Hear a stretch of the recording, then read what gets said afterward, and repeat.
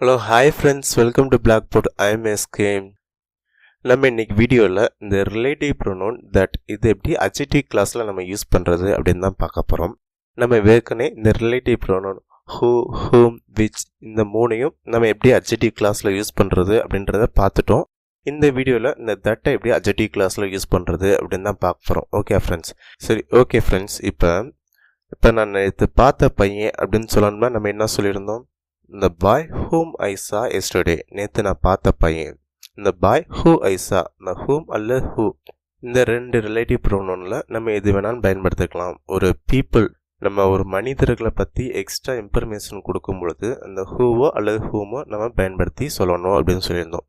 இது நான் நேற்று பார்த்த நாய், இதை எப்படி சொல்கிறது? இந்த talk which I saw yesterday, நேற்று நான் பார்த்த நாய். இந்த மாதிரி ஒரு அனிமல்ஸோ அல்லது இந்த மாதிரி ஒரு உயிரினங்களை குறிப்பிடுறதுக்கு நம்ம விச் பயன்படுத்தணும் அப்படின்னு சொல்லியிருந்தோம். ரைட்டா ஃப்ரெண்ட்ஸ்? ஒரு மனிதர்கள்னா ஹூவோ அல்லது ஹூமோ பயன்படுத்தணும். விலங்குகளோ பறவைகளோ அல்லது மற்ற உயிரினங்கள், அப்புறம் உயிரற்ற பொருட்கள், இந்த மாதிரி சேரு, பென்சில், இந்த மாதிரி உயிரற்ற பொருட்களை குறிப்பிடுறதுக்கு இந்த விச்சும் பயன்படுத்தணும் அப்படின்னு நம்ம போன வீடியோவில் பார்த்துருந்தோம்.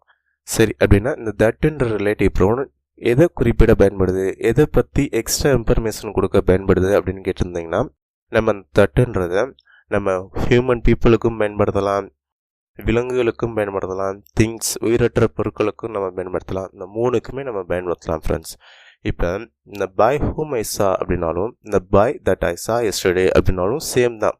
இந்த பாய் ஹூம் ஐ சா அப்படின்னு சொல்லும்போது ரொம்ப ஃபார்முலாக இருக்கும். இந்த பாய் ஹூ ஐ சா அப்படின்னு சொல்லும்போது ஓரளவுக்கு நார்மலாக இருக்கும். இந்த பாய் தட் ஐ சா எஸ்டர்டே அப்படின்னு சொல்லும்போது ரொம்ப கேஷுவலாக இருக்கும் ஃப்ரெண்ட்ஸ், ரொம்ப கேஷுவலாக இருக்கும். Okay friends? சரி ஓகே ஃப்ரெண்ட்ஸ், இந்த தட்டுன்றதை நம்ம மூணுக்குமே பயன்படுத்தலாம் அப்படின்னு சொல்லிட்டோம். இப்போ நம்ம இங்கிலீஷில் பேசணும்னு முடிவு பண்ணிட்டு நம்ம இங்கிலீஷில் பேசலாம் அப்படின்னு போகும்பொழுது நமக்கு இந்த மாதிரி ஆப்ஷன்ஸ் இருந்துச்சுன்னு வச்சுக்கோங்களேன், நம்மளால் ஃப்ளோவாக பயன்படுத்த முடியாது. ரைட்டா ஃப்ரெண்ட்ஸ்? இந்த பாய்க்கு அடுத்து ஹூ பயன்படுத்துகிறதா அல்லது ஹூம் பயன்படுத்துகிறதா அல்லது தட் பயன்படுத்துகிறதா, இந்த மாதிரி நம்ம பேசணும்னு சொல்லும்போது அந்த இடத்துல நம்மளால் யோசிக்க முடியாது. ரைட்டா ஃப்ரெண்ட்ஸ்? ஸோ அதனால் உங்களுக்கு நான் சிம்பிளாக சின்ன ட்ரிக்ஸ் மட்டும் சொல்லிக் கொடுக்குறேன். இது பிகினர்ஸ்க்கு மட்டும்தான், ரொம்ப குழப்பமாக இருக்குது அப்படின்னு சொல்கிறவங்களுக்கு மட்டும்தான். Okay friends? எல்லோரும் இந்த மெத்தடில் தான் யூஸ் பண்ணுறாங்களா அப்படின்னு கேட்டிங்கன்னா கிடையாது ஃப்ரெண்ட்ஸ். நீங்கள் பிகினர்ஸ் அப்படின்னு சொல்லும் பொழுது ஜஸ்ட்டு உங்களுக்கு அந்த ஃப்ளோ வரதுக்காண்டி தான் இந்த டிப்ஸ். Okay friends? இப்போ நீங்கள் ஒரு பீப்புள் அப்படின்னு சொல்லும் பொழுது நீங்கள் ஹூவே பயன்படுத்துங்க ஃப்ரெண்ட்ஸ். ஹூம்ன்றது ரொம்ப ரேர் தான், ரொம்ப ஃபார்மல் இங்கிலீஷ் தான். நம்ம ரொம்ப ஃபார்முலாலாம் பேச போகிறதில்ல, நமக்கு ஓரளவுக்கு நார்மலாக இருந்தாலே போதும். Okay friends? இப்போ நீங்கள் ஒரு பர்சன், ஒரு பீப்புளை பற்றி பேசும் பொழுது ஹூவும், அது இது ஒரு விலங்குகளை பற்றி பேசும் பொழுதும் விச்சும் நீங்கள் பயன்படுத்துங்க ஃப்ரெண்ட்ஸ். ஏதாவது திங்ஸை பற்றி பேசும் பொழுது நீங்கள் தட் பயன்படுத்துங்க. இந்த மாதிரி ஒவ்வொரு கேட்டகரிக்கும் நம்ம ஒவ்வொரு ரிலேட்டிவ் ப்ரோனவுனை நம்ம கொடுக்கும் பொழுது நம்ம பேசும்பொழுது கரெக்டாக இந்த வேர்டு நமக்கு அப்ளை ஆகும். நான் திரும்பவும் சொல்கிறேன் ஃப்ரெண்ட்ஸ், இது எல்லாரும் பயன்படுத்தக்கூடிய மெத்தட் கிடையாது. ஆனால் நீங்கள் இப்போ தான் இங்கிலீஷ் லேர்ன் பண்ணுறீங்க அப்படின்ற பட்சத்தில் இது உங்களுக்கு ரொம்ப ஹெல்ப்ஃபுல்லாக இருக்கும் தான் சொல்கிறேன். Okay friends? ஒரு பீப்புளை பற்றி பேசும் பொழுது ஹூவும், அனிமல்ஸை பற்றி பேசும் பொழுது விச்சும், ஏதாவது திங்ஸ் உயிரற்ற பொருட்களை பற்றி பேசும் பொழுது நீங்கள் தட்டும் பயன்படுத்துனீங்கன்னா உங்களுக்கு கொஞ்சம் ஃப்ளோவாக பேசுகிறதுக்கு ஈஸியாக இருக்கும். Okay friends? சரி ஓகே ஃப்ரெண்ட்ஸ், ஆனால் இந்த தட்டுன்ற ரிலேட்டிவ் ப்ரோனவுன் ஒரு சில குறிப்பிட்ட இடங்களில் இந்த தட் மட்டும்தான் பயன்படுத்த முடியும் ஃப்ரெண்ட்ஸ். சில இடங்களில் இது நம்ம வேறு ரிலேட்டிவ் ப்ரோனவுன்ஸும் பயன்படுத்தலாம். ஆனால் நேட்டிவ் ஸ்பீக்கர்ஸ் பெரும்பாலும் இந்த மாதிரி இடங்களில் இந்த தட் தான் பயன்படுத்துகிறாங்க. இது மாதிரி ஒரு 4 இடங்கள் இருக்குது ஃப்ரெண்ட்ஸ். அந்த 4 இடங்களில் நம்ம ஒரு 3 இடங்கள் மட்டும் பார்க்க போகிறோம். Okay friends? சரி ஓகே ஃப்ரெண்ட்ஸ், இப்போ நம்ம ஃபஸ்ட்டு பாயிண்ட்டுக்குள்ளே போகிறதுக்கு முன்னாடி நான் உங்களோட ஒரு கேள்வி கேட்குறேன். இப்போ நேற்று பார்த்த பையன் அப்படின்னு சொல்லணும்னா நம்ம ஹூ பயன்படுத்தலாம். நான் நேற்று பார்த்த நாய் அப்படின்னு சொல்லணும்னா நம்ம விச் பயன்படுத்தலாம். இப்போ இது ரெண்டையும் சேர்த்து சொல்லணும்னா எப்படி சொல்கிறது? இப்போ நேற்று பார்த்த பையனும் அவருடைய நாயும், நேற்று பார்த்த பையனும் அந்த பையனோட நாயும், இது எப்படி சொல்கிறது? நேற்று நான் பார்த்த பையனும் அந்த பையனோட நாயையும் காணோம். இப்போ நேற்று நீங்கள் ஒரு பையனை மட்டும் பார்த்தீங்கன்னா நீங்கள் என்ன சொல்லுவீங்க? இந்த பாய் ஹூம் ஐ சா எஸ்டர்டே, நேற்று நான் பார்த்த பையன் காணோம். இந்த பாய் ஹூம் ஐ சா எஸ்டர்டே இஸ் மிஸ்ஸிங், நேற்று நான் பார்த்த பையனை காணோம். Okay friends? இது நான் நேற்று பார்த்த நாயை காணோம் அப்படின்னு சொல்லணும்னா இந்த talk which I saw yesterday, நேற்று நான் பார்த்த நாய் இஸ் மிஸ்ஸிங், காணோம். இது நேற்று நான் பார்த்த பையனும் அந்த பையனோட நாயும், இது எப்படி சொல்கிறது? இந்த இடத்துல பையனும் வந்திருக்கு, அதாவது ஹியூமனும் வந்திருக்கு, ப்ளஸ் அனிமல்ஸும் வந்திருக்கு. இது ரெண்டையும் குறிப்பிடுறதுக்கு இது போன்ற இடங்கள்ல நம்ம தட் தான் பயன்படுத்துகிறோம்.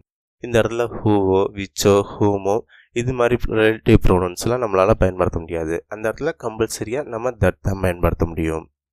The boy and his dog that I saw yesterday.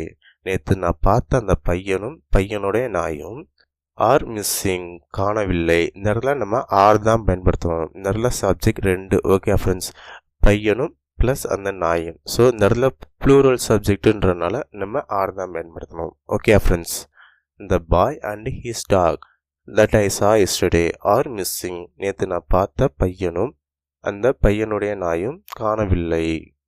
Okay friends, இப்போ நம்ம அடுத்த எக்ஸாம்பிள் சென்டென்ஸ் போவோம். The boy and his dog that were playing in that park have been kidnapped. The boy and his dog that were playing in that park. அந்த பார்க்கில் விளையாண்டு கொண்டிருந்த அந்த பையனும் அந்த பையனுடைய நாயும் have been kidnapped, கடத்தப்பட்டு விட்டார்கள். இது வந்து passive voice friends. have been kidnapped அப்படின்னா கடத்தப்பட்டு விட்டார்கள். The man and his goat. The man and his goat that went on hill. மலைக்கு சென்ற மனிதரும் அவருடைய ஆடும் தொலைந்து விட்டனர். Are lost. The girl and her dog that were playing with me are very hungry. என்னுடன் விளையாடி கொண்டிருந்த பெண்ணும் அவளுடைய நாயும் மிகவும் பசியாக இருக்கின்றார்கள். ஓகே ஃப்ரெண்ட்ஸ், இந்த மாதிரி human plus other living things are நான் லிவிங் திங்ஸ் வரும்பொழுது நம்ம இந்த இடத்துல தட் தான் பயன்படுத்துகிறோம். அந்த இடத்துல ஹூவோ, ஹூமோ, விச்சோ நம்ம பயன்படுத்த முடியாது. ஓகே ஃப்ரெண்ட்ஸ், இப்போ ரெண்டாவது பாயிண்ட்டுக்கு போவோம். ரெண்டாவது பாயிண்டில் என்னென்னா இன்ட்ராகேட்டிவ் ப்ரோனோன். இன்ட்ராகேட்டிவ் ப்ரோனோன்னா நம்ம இந்த WH வேர்ட்ஸ்ன்னு சொல்லுவோம்ல, இந்த மாதிரி WH வேர்டு கொஸ்டின்ஸ் அமைக்கும் பொழுது அந்த இடத்துல நம்ம தட் தான் பயன்படுத்துகிறோம். இது கம்பல்சன் கிடையாது, ஆனால் பெரும்பாலும் இந்த தட் தான் பயன்படுத்துகிறாங்க. இப்போ நம்ம அடிக்கடி யூஸ் ஆகிற சில எக்ஸாம்பிள் சென்டென்ஸ் மட்டும் பார்த்துட்டு நம்ம இப்போ அடுத்த பாயிண்ட் போயிடுவோம். நம்மளோட ஃப்ரெண்டு ஒருத்தவங்க கேட்டிருந்தாங்க, நீங்கள் ஃபஸ்ட்டு தமிழில் ஒரு சென்டென்ஸ் சொல்லுங்கள், அதுக்கப்புறமா அதை இங்கிலீஷில் ட்ரான்ஸ்லேட் பண்ணுங்கள். அதன் மூலமாக எங்களுக்கும் கொஞ்சம் ட்ரான்ஸ்லேட் பண்ண டைம் கிடைக்கும், நாங்களும் அதை ட்ரான்ஸ்லேட் பண்ண முயற்சி பண்ணுவோம், எங்களுக்கும் அது கொஞ்சம் ப்ராக்டிக்ஸாக இருக்கும் அப்படின்னு சொல்லியிருந்தாங்க. ஸோ இனிமேல் வரக்கூடிய வீடியோவில் நான் அது இந்த மாதிரி பண்ண முயற்சி பண்ணுறேன். ஓகே ஃப்ரெண்ட்ஸ், சரி இப்போ நான் உங்கள்கிட்ட கேட்குறேன், நேற்று உன்னோட நான் பார்த்த பையன் யார்? இது எப்படி நம்ம இங்கிலீஷில் சொல்கிறது? இப்போ நேற்று நான் உன்னோட பார்த்த பையன், இது எப்படி நம்ம இங்கிலீஷில் சொல்கிறது? இது நார்மல் சென்டென்ஸாக இருந்தால் இந்த பாய் ஹூ அல்லது இந்த பாய் ஹூம் அல்லது இந்த பாய் தட் ஐ சா வித் யூ எஸ்டர்டே. நேற்று நான் உன்னோட பார்த்த பையன் அப்படின்னு சொல்லலாம். இந்த இடத்துல நம்ம 3ல் எது வேணாலும் பயன்படுத்திக்கலாம். ஓகே ஃப்ரெண்ட்ஸ், ஆனால் இதை நம்ம WH கொஸ்டின் வேர்ட்ஸில் அமைக்கிறதுனால நம்ம இந்த இடத்துல ஹூவோ ஹூமோ நம்ம பயன்படுத்தக்கூடாது. இந்த இடத்துல நம்ம தட் தான் பயன்படுத்தணும். Okay friends, Who is the boy that I saw with you yesterday? நேற்று நான் உன்னோட பார்த்த பையன் யாரு? வீட்டுக்கு வெளியே நின்று இருக்க பையன் யாரு? இது எப்படி நம்ம இங்கிலீஷில் கேட்குறது? வீட்டுக்கு வெளியே நின்று இருக்க பையன் யாரு? Who is the boy that is standing outside my home? என் வீட்டுக்கு வெளியில் நின்று கொண்டிருக்கும் பையன் யார்? ஜன்னலை உடைச்ச பையன் யாரு? ஜன்னலை உடைச்ச பையன் யாரு? இது எப்படி நம்ம இங்கிலீஷில் சொல்கிறது? Who is the boy that broke the window? ஜன்னலை உடைத்த பையன் யார்? Which is the book that you bought yesterday? நேற்று நீ வாங்கின புக்கு எது? Which is the book that you bought yesterday? நேற்று நீ வாங்கின புக் எது? இப்போ ஒரு 10 புக்கு இருக்கும், அந்த புக்கில் நீ நேற்று வாங்கின புக் எது அப்படின்னு கேட்குறது தான் இந்த sentence. Which is the book that you bought yesterday? நேற்று நீ வாங்கின புக்கு எது?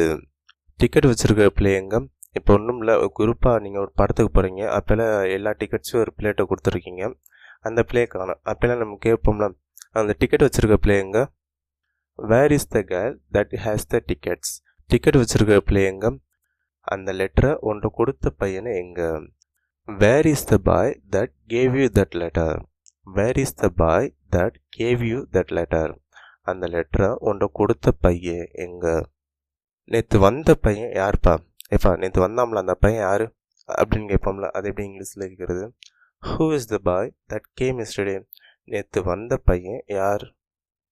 இது நேற்று வந்த பையனும் உனக்கு தெரியுமா அப்படின்னு கேட்குறதுக்கு அந்த இடத்துல நம்ம ஹூவோ அல்லது நம்ம தட்டோ பயன்படுத்திக்கலாம். ஆனால் இந்த இடத்துல இன்ட்ராகேட்டிவ் ப்ரோனவுன்ஸ் வந்தனால நம்ம தட் தான் பயன்படுத்துகிறோம். நேற்று வந்த பையன் எங்கே இருக்கிறான். இது எப்படி நம்ம இங்கிலீஷில் கேட்குறது? வேர் இஸ் த பாய், பையன் எங்கே இருக்கின்றான். தட் கேம் எஸ்டர்டே, நேற்று வந்த பையன் எங்கே இருக்கிறான். Where is the boy that came yesterday, நேற்று வந்த பையன் எங்கே இருக்கிறான். ஓகே ஃப்ரெண்ட்ஸ், இந்த மாதிரி இன்ட்ராகேட்டிவ் ப்ரோனவுன்ஸ் வரும்பொழுது நம்ம அந்த இடங்களில் தட் தான் பயன்படுத்த முடியும். இப்போ நம்ம அடுத்த பாயிண்ட்டுக்கு போவோம். இது வரைக்கும் நமக்கு சிம்பிளாக இருந்துச்சு. இது பர்சன் ப்ளஸ் திங்ஸ் அல்லது அனிமல்ஸ் வந்துச்சுன்னா நம்ம தட் பயன்படுத்தணும், அல்லது இன்ட்ராகேட்டிவ் ப்ரோனவுன்ஸ் வந்துச்சுன்னா நமக்கு தட் பயன்படுத்தணும் அப்படின்னு நம்ம சிம்பிளாக சொல்லுவோம். இந்த இடங்களில் நம்மளால் அப்படி சிம்பிளாக சொல்ல முடியாது. சில வார்த்தைகள் ப்ளஸ் நவுன் வரும் பொழுது அல்லது சில வார்த்தைகளை நம்ம டிஸ்கிரைப் பண்ணும் பொழுது நம்ம அந்த இடத்துல தட் தான் பயன்படுத்த முடியும். அந்த மாதிரி சில வார்த்தைகளை நான் உங்களுக்கு கொடுக்குறேன். Okay friends, the same plus noun, அதாவது நம்ம இது வரைக்கும் ஃபுல்லாக நம்ம நவுனை பற்றி எக்ஸ்ட்ரா இன்ஃபர்மேஷனோ அல்லது அந்த நவுனை டிஸ்கிரைப் தான் பண்ணிகிட்ருக்கோம். ஓகே ஃப்ரெண்ட்ஸ், அந்த நவுனுக்கு முன்னாடி சேம் அல்லது இந்த ஒன்லி ப்ளஸ் நவுன் அல்லது ஆல் ப்ளஸ் நவுன் அல்லது ஆலை நம்ம டிஸ்கிரைப் பண்ணும் பொழுது அல்லது சம் ப்ளஸ் நவுன் சம்படியை நம்ம டிஸ்கிரைப் பண்ணும் பொழுது அல்லது சம் ஒன்றை நம்ம டிஸ்கிரைப் பண்ணும் பொழுது அல்லது நம்ம சம்திங் இந்த வேர்டை டிஸ்கிரைப் பண்ணும் பொழுது அல்லது எனி ப்ளஸ் நவுன் இதை டிஸ்கிரைப் பண்ணும் பொழுது அல்லது எனி திங்கை டிஸ்கிரைப் பண்ணும் பொழுது அல்லது எனிபடியை டிஸ்கிரைப் பண்ணும் பொழுது அல்லது எனி ஒன்றை டிஸ்கிரைப் பண்ணும் பொழுது no one, none, nothing, much plus noun, little plus noun, few plus noun, இந்த மாதிரி சில வார்த்தைகள் இருக்குது. ஓகே ஃப்ரெண்ட்ஸ், இதெல்லாம் மெயினாக வரக்கூடிய வார்த்தைகள். அதனால் நான் நோட் பண்ணி உங்கள்கிட்ட கொடுத்துட்டேன். உங்களுக்கு வேணும்னா நோட்.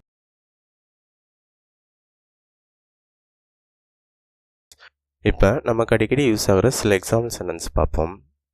என்னிடம் இருந்த எல்லாத்தையும் உன்னிடம் கொடுத்து விட்டேன். என்கிட்ட இருந்த எல்லாத்தையும் உன்கிட்ட கொடுத்துட்டேன். இது எப்படி நம்ம இங்கிலீஷில் சொல்கிறது?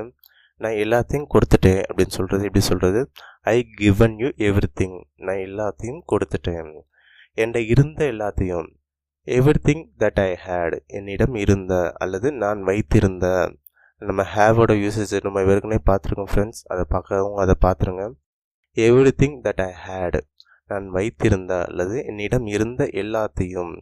ஐ கிவன் யூ, உன்னிடம் கொடுத்து விட்டேன். நேற்று அவள் தொலைத்த சில புத்தகங்களை வாங்கினாள். இது எப்படி இங்கிலீஷில் சொல்கிறது? she bought few books, சில புத்தகங்களை வாங்கினாள். that she lost yesterday, நேற்று அவள் தொலைத்த. சப்போஸ் இந்த இடத்துல அந்த ஃபியூன்ற வார்த்தை வரலைன்னு நினச்சோங்களேன், அந்த இடத்துல நம்ம தட்டுக்கு பதிலாக நம்ம விச் பயன்படுத்தலாம். ஆனால் அந்த இடத்துல ஃபியூ புக்ஸ், அந்த ஃபியூன்ற வார்த்தை வந்தனால நம்ம தட் தான் பயன்படுத்தணும். Okay friends, I do nothing, நான் எதுவும் செய்வதில்லை. I do nothing that hurt you, உன்னை காயப்படுத்தக்கூடிய எதுவும் நான் செய்வதில்லை. This is the only medicine that can save her, அவளை காப்பாற்றக்கூடிய ஒரே மருந்து இதுதான். அவன் கேட்ட அதே கேள்வியை நீயும் கேட்டுட்ட. You have asked the same question that he asked, அவன் கேட்ட அதே கேள்வியை நீயும் கேட்டுவிட்டாய். எனக்கு தெரிந்த எல்லாவற்றையும் நான் உன்னிடம் சொல்லிவிட்டேன். I have told you all that I know, எனக்கு தெரிந்த எல்லாவற்றையும் நான் உன்னிடம் சொல்லிவிட்டேன். I have told you all that I know. Okay friends, இது மாதிரி இடங்களில் நம்ம தட் தான் பயன்படுத்தணும். அந்த இடத்துல விச்சோ ஹூமோ ஹூவோ நம்ம பயன்படுத்த முடியாது. இது மட்டும் இல்லை, நாலாவது இன்னொரு இடம் இருக்குது. அந்த இடத்துல சூப்பர்லேட்டிவ் டிகிரிஸ்ன்னு சொல்லுவாங்க. அதாவது டிகிரிஸ் ஆஃப் கம்பேரிசனில் சூப்பர்லேட்டிவ் டிகிரிஸ் வரும் பொழுது அந்த இடத்துலையும் நம்ம தட் தான் பயன்படுத்தணும். நான் இன்னும் டிகிரிஸ் ஆஃப் கம்பேரிசன் சொல்லலை. ஸோ டிகிரிஸ் ஆஃப் கம்பேரிசன் நடத்தினதுக்கப்புறம் அந்த சூப்பர்லேட்டிவ் டிகிரி அந்த 4வது பாயிண்ட்டை நான் கண்டினியூ பண்ணுறேன். ஓகே ஃப்ரெண்ட்ஸ், இந்த வீடியோ உங்களுக்கு யூஸ்ஃபுல்லாக இருக்கும்னு நான் நம்புகிறேன். வேறு யாருக்கு இந்த வீடியோ யூஸ்ஃபுல்லாக இருக்குமோ அவங்களுக்கு ஷேர் பண்ணுங்கள். உங்களுக்கு இந்த வீடியோ பிடிச்சிருந்தா லைக் பண்ணுங்கள். Thanks for clicking.